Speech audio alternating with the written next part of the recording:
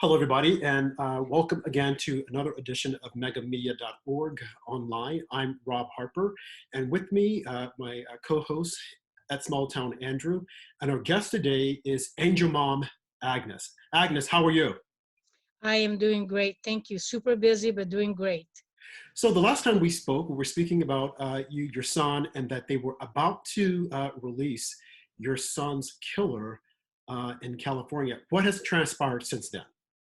Well, it was a long, I think 3-4 months since I got the letter from California Department of Corrections saying that he'll be released November 23rd of 2019. Mind you, when he was sentenced with a determinate sentence, and his release date was set at the time of sentencing to June 24, 2020. So, and then his sentence got increased to November because he acquired some points in prison, and they kept cutting off 2-3 months, 2 months, 2 months, Ooh. another month, and I kept thinking, oh my gosh, at this rate, they're gonna release him on my birthday, which actually is today. Hey, Oh, happy Yeah, birthday. happy birthday. thank you. And but they stopped at November 23rd, but in parentheses said it could be 1 or 2 days before. And ultimately, he was released on November 22nd. And I created so much havoc and so much wave and did not lay off anybody because ICE kept telling me they cannot go into prison to pick him up and deport him because this is a sanctuary state. Thank you very much.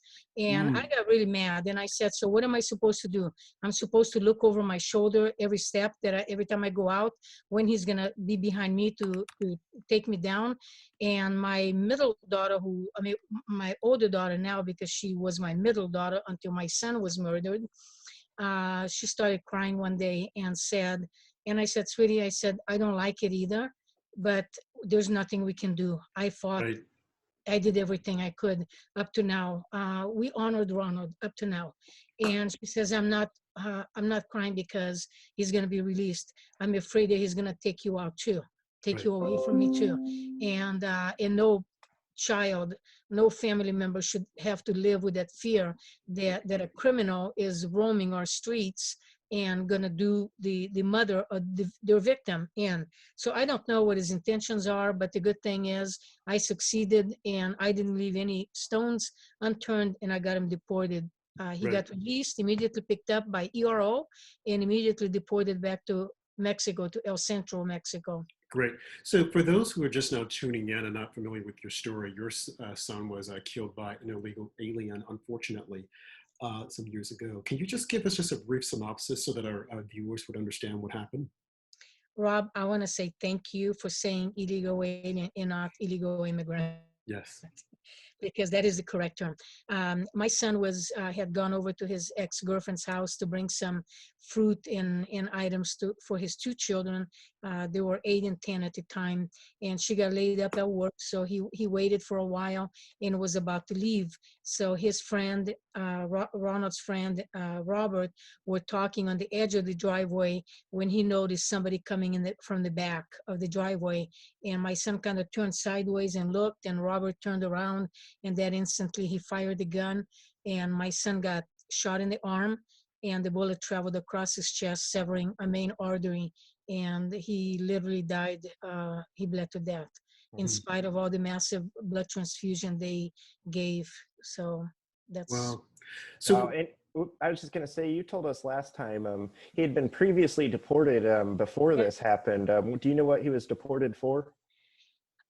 A lot of gang activity, burglaries, robberies, home break-ins, a lot of burglaries, assaults, giving police false identification. And after he was deported, this is very important for people out there to know, that after he was deported and he snuck back in because our borders were not secure, he got arrested for domestic violence, for causing bodily harm to a partner, and spent, I think, 3 weeks or a month in prison, in jail, and then got, I think, 3 years or 5 years probation. And my question is, why didn't that judge do his diligent duty and say, wait a minute, what are you doing here? You were deported and you came back, and now you're in my court again. And Right. if that would have been done, my son maybe would have been alive today. So when you see what's taking place now, with Biden seeming to wanting to like give amnesty to a lot of these illegal aliens, want them to come in, and they're just looking at it from a political viewpoint. What would you say to Biden? Because I know that you tried to reach out to his current now VP, or wanting to be VP, Kamala Harris. What would you say to those two? I would say that they're forgetting who they're working for, the American people. They're forgetting that they need to obey the Constitution of this country. They're forgetting that they need to make us citizens safe in the country, not import crime. And I'm not by all means saying that every illegal alien are criminals. I never said that, and I would never say that. But the fact still remains, we have an awful lot of number of criminal illegals in this country. It's a revolving door. They commit a crime, they get let out, they reoffend, creating more victims and more victims. At what point our country is gonna say enough? We're not gonna tolerate this anymore, out of here. And if you come back, you're gonna go to prison for 10, 20 years. Let's see if they come back. And if they come back, throw them in hard, in a hard prison. Mm-hmm.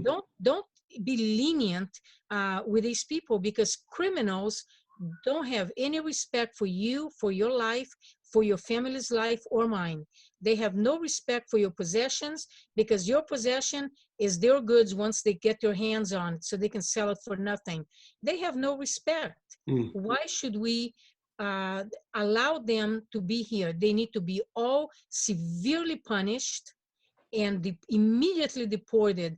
And if you look at prisons in throughout the United States, we'll talk about California, there is thousands of criminal illegal aliens in our prisons, costing billions and billions of dollars to us taxpayers. That's an insult to injury. They victimize us, and then we pay to house them. Right. And then you got Kamala Harris and Joe Biden, who said at the Democrat debates that they want to give illegals free health care and free college. Could you imagine how many would be flooding into our country? And no one would be more hurt than the minority communities that the illegals are going to be taking their money. You're absolutely right, Andrew. And here's the issue. My husband and I paid, I believe was about $600 or $800 for an HMO a few years back. Obamacare kicked in. The wait in the ER were horrendous, 7-8 hours easy, packed with people on welfare. And I took my mother in one time, the January after Obamacare kicked in. My mother, 84 years old, had fallen, split her face open. They made her wait 7.5 hours in the ER. Now, what is ER meant for? Let's think about this. Emergency services. People that have an emergency, not because you have a little cold or because you got a little runny nose and you don't want to leave work during the day, then go to urgent care that's open until 9 o'clock. No, they flooded. And as a result, our insurance went up to $1,250 a month.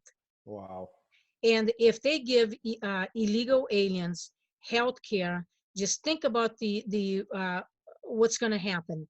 Millions, and write this down and put dated, and I'll sign it. Millions of people, illegal aliens, are going to come here to treat their medical cancer and serious health conditions that we are going to pay for. And we don't have that many hospitals. We don't have that many doctors available. And who's going to suffer? The inner city people and poor people are going to suffer, because now they will have to compete with all these extra millions of people. And that is not fair. Our system cannot sustain that. Right. And it seems as if though that's what they're advertising, that if you come here, you can get free health care, you can get schools, you can get all these freebies, whereas taxpayers are paying for it. And Joe has already said that if he gets into office, he's going to raise our taxes. So it's going to be on our backs that we're paying for these illegal aliens. They'll come here, commit crimes, live off of us, and do absolutely nothing. And like you said, Agnes, we're not saying that they're all bad, but there is a way to come into the country. You have to do it legally as opposed to illegally. You have to get the back of the line, and that those individuals who came and did it the right way, let them have their chance, as opposed to trying to jump at the head of the line. And it's all political for Joe Biden and Kamala. I mean, they could care less. They're just looking at the votes. If we get these people here, we can flip all these states, like California. I mean, how was she as an attorney general for California, Kamala Harris? As I understand, horrible. She prosecuted many blacks for Right. smaller crimes and gave them years and years in prison. She was not a good prosecutor. In fact, I talked to one of my constituents a week or so ago, and he said, you know, I'm a black man, and I was in court, and Kamala Harris showed up in the beginning. Somebody else ran the trial, and at the end, she showed up. Mm, And then she got credit for it. right. And but the main thing, and you said it beautifully, absolutely beautifully, all they want is votes, and all they want is control.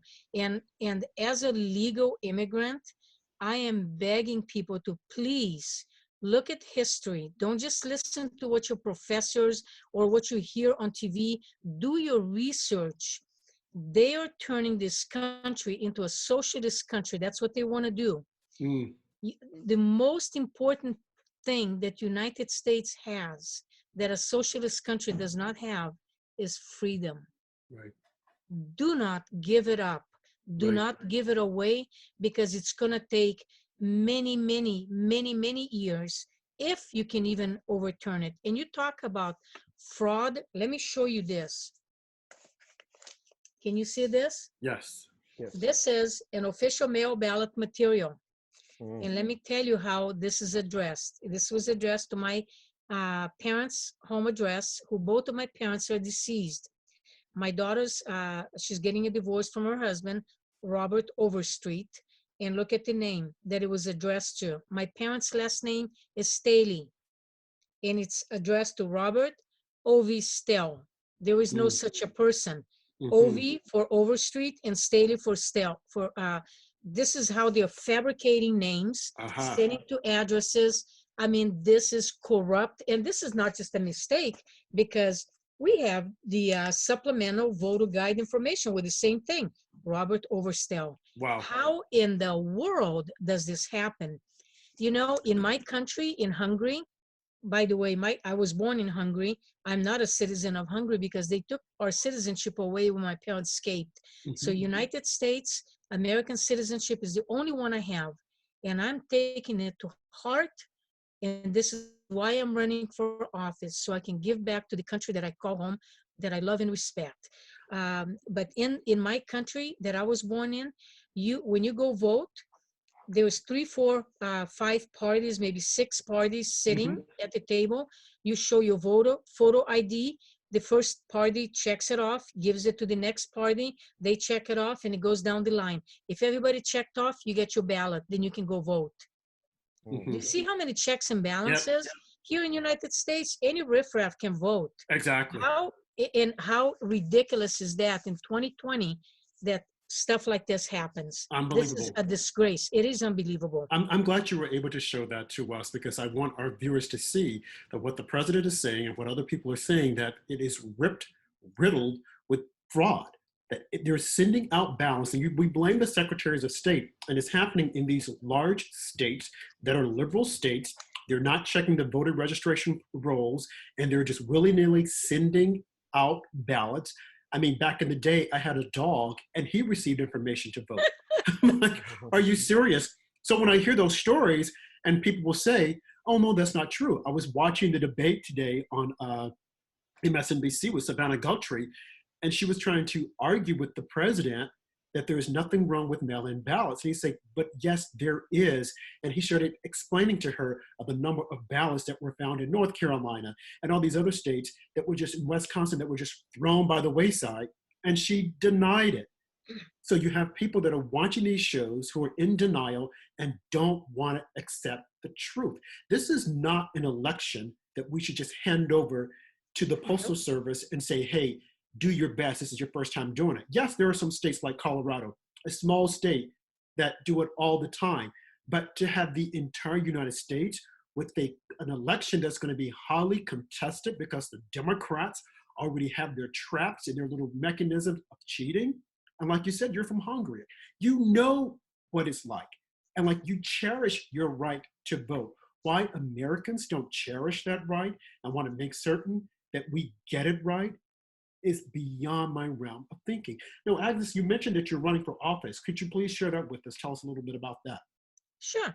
I am running for California 31st Congressional District. Okay. That's in the Inland Empire. It encompasses a piece of upland, Rancho Cucamonga, North Fontana, North Rialto, City of San Bernardino, Redlands, Loma Linda, Mira Loma, Colton, Grand Terrace, Lido Creek. And I'm very, very honored to have my name on the ballot, on the same ballot that my president is on. Yes. If nothing else, that's just an incredible honor. And I am the only Angel mom or Angel family on the ballot this November. So I am very, very proud of myself that I got this far. And it's been very, very busy these last 2 weeks, 2.5 weeks since the ballot started getting mailed out. And I'm getting a lot of phone calls, a lot of support. My signs are getting taken down all over town, and we keep putting them back up again. I had one big one, a 4x8, mind you. Those signs cost like $45 plus the stakes. You know, it's not cheap. Right. And somebody sprayed BLM on it, on my sign, and somebody else is in another candidate. And I'm thinking, for God's sakes, you know. I'm running a very honest campaign, and I would hope that people out there running for office would have the same integrity running for office as I'm having. If I see somebody that I support, I will call them and say, hey, your sign is down, because it's against the law to touch candidate signs. Right. And I'll call them and say, do I have your permission to put your sign back up? It was knocked over. Can I pick it up? So I have 2-3 candidates that they said absolutely, and they were watching out for me too. So that's what we're doing. But, you know, I am very honored to be on this ballot, and I ask people to please do not sit this one out. Right. You need to vote, and I may not be in your district, but it doesn't matter. If a conservative gets in office and we take the House back, we're going to be really well off. Absolutely.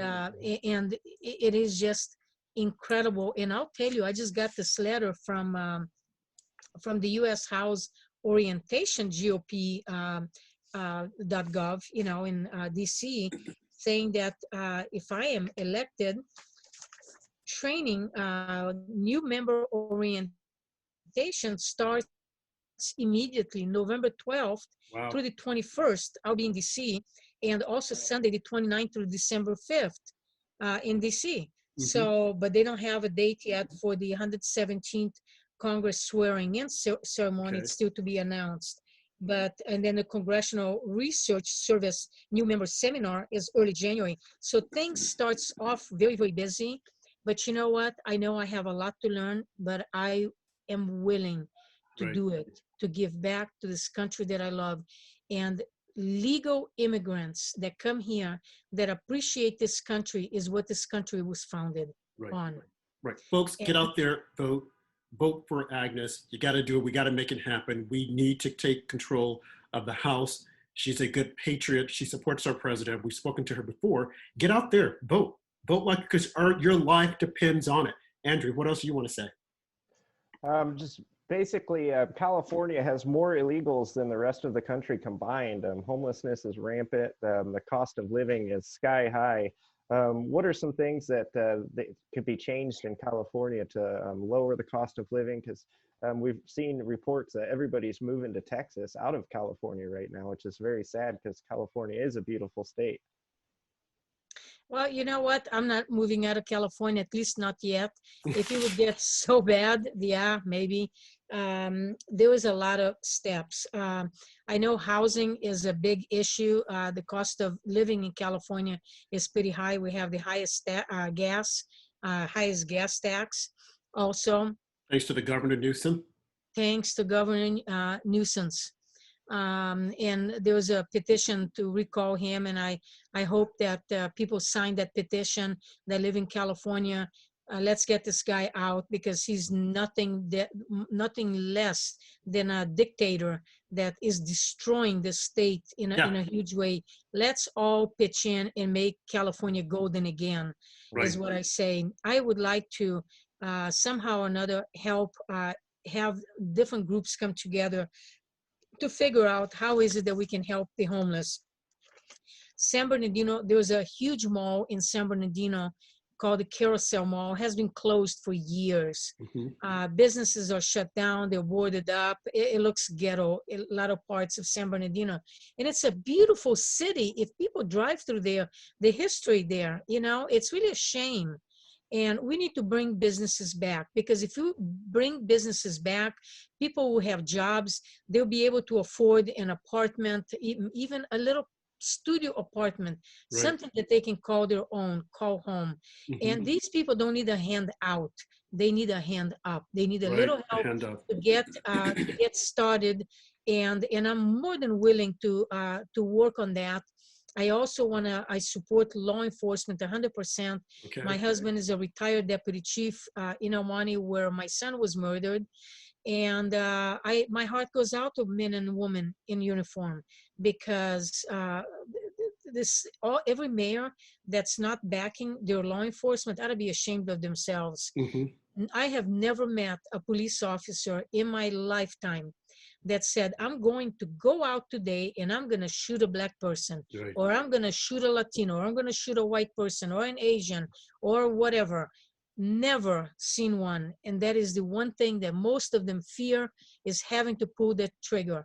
But they have an absolute split second to decide if they need to shoot or not. And sometimes things happen wrong. And I'm not saying that in law enforcement there's not a bad apple. I'm sure there is, but you cannot judge everybody because of that one. You cannot throw the bunch out because of that one. For that matter, let's throw out every doctor, because that one doctor created a malpractice and the patient died. Let's throw out that teacher that the student failed because she was a horrible teacher. Let's throw out everybody. Let's end football, soccer, baseball, because your team lost. They're not good enough. Let's just throw. So nobody's worthy of any. That's ridiculous, but most men and women of law enforcement are very honorable and very, very nice people. I would like to bring my community back and start developing good relationship with the citizens and law enforcement, because there are really a lot of them are very ill-informed.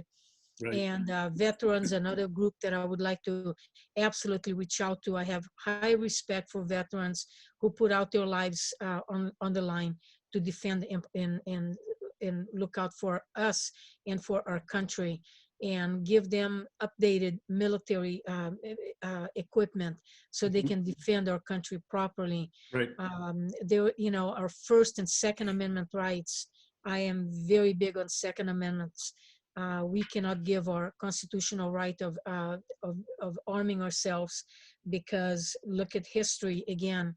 They took guns away from people in Hungary, in communist countries, and then they massacred and murdered a lot of people because they had nothing to defend themselves. And you should be able to defend your family, your property, and yourself against thugs. They're intimidating. And somebody asked me this the other day. So you're not in favor of peaceful protest? Oh, yes, I am. That's our First Amendment rights. But the minute it gets a little aggressive and you start blocking traffic, rocking cars, throwing rocks in windows, looting and burning, the deal is off. This is an unlawful assembly. And those people need to be arrested and prosecuted to the fullest extent of the law. Absolutely. Because this movement is not about George Floyd. My heart goes out to his family. It was tragic what happened. Let the system get carried out. Let justice prevail. But don't burn your own background, your own cities, your own stores, and victimize store owners who work their whole life to have a business in name of George Floyd or Black Lives Matter. This is not about that anymore. No. This is about a Marxist organization that's creating chaos and fear in the community, and we need to fight back. I agree completely. Well said, Agnes. And just to switch back to Kamala Harris real quick, and you are a California resident. Last time you were on, you said that you and a group of angel moms tried to go to Kamala Harris's office and speak to her about the dangers of illegal aliens. Tell us what happened when you tried to speak with Kamala Harris.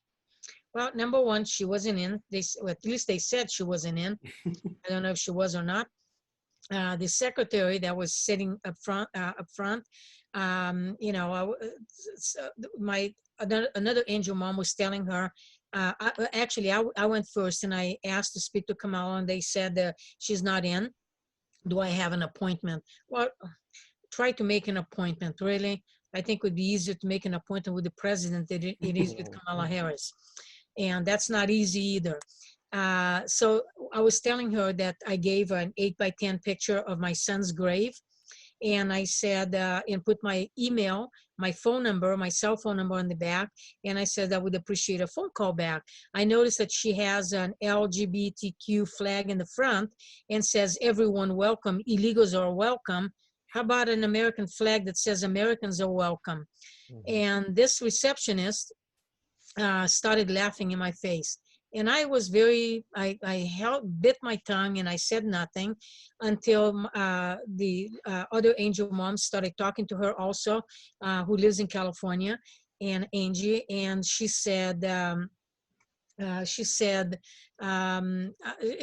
telling her about her son, Ruben, and she started smiling, and I said, stop. I said, stop. I says, you're being very disrespectful and condescending.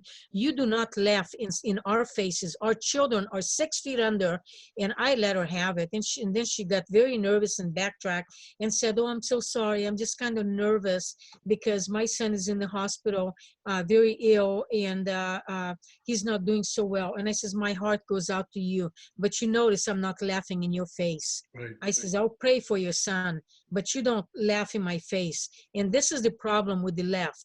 If a Democrat is in office, like Kamala Harris, a conservative comes in the office, they'll laugh you out of the building. Literally. Right. Where's my representation? Right. I want the representation. And what we need to do is to pay attention. Don't just put your name, your ex, or fill in the bubble on your ballot. Figure out what the candidate has done. If they have done nothing, it's time to get them out of office. I agree. It's time to vote people in that are willing to do the job that it was meant to be done. You go in, you serve 1 or 2 terms, 3 terms. I'm for term limits. You don't stand 47 years in office because that just leads to corruption. Yep. And go in, serve your time, say goodbye, thank you very much. I did my civil duties. Okay, next person, come on up.